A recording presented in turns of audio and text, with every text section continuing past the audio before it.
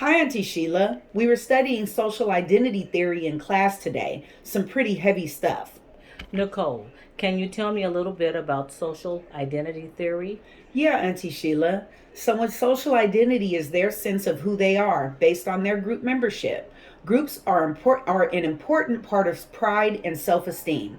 People get a lot from their group identity. Group membership gives a person a sense of social identity, which is a sense of belonging to the social world.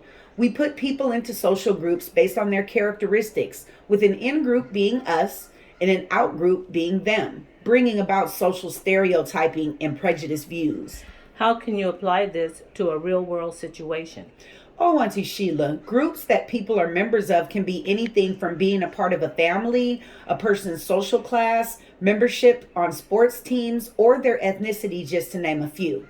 An in group will look for negative aspects of an out group, which they think will build up their own self image. An example would be a person's social class. Between the middle and working class, middle class people consider themselves as elites and therefore have nothing in common with the working class. So they are more deserving of the finer things in life, better lifestyles, more so than a person who is a part of the working class. Another real world example would be the social identity of being a man versus being a woman. Men have very different experiences than a woman, and that of a woman to a man. In business, women often hit a glass ceiling, whereas their male counterparts achieve much higher positions in less time than a woman, with higher pay and sometimes less education.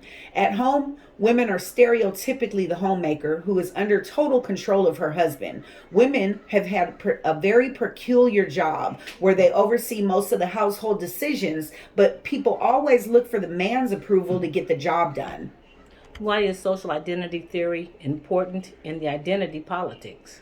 Social identity theory is important in the political sense that there is no common ground when there's us and them. That's the problem now in the US, is that the Democrats and the Republicans are so far from each other on the political spectrum that they cannot find that compromise on any one thing, leaving the entire country in limbo on a lot of issues. Stereotyping and having prejudiced views basically halts the wheels of democracy by making American voters only able to view things from their own standpoint. Oversimplified images of stereotyping create a cloud overcoming who and what another person actually is.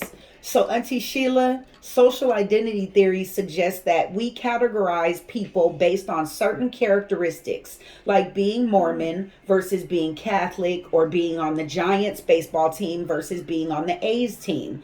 Groups of voters categorize people in the same fashion, which brings about stereotyping and prejudiced views in politics. Oh, okay.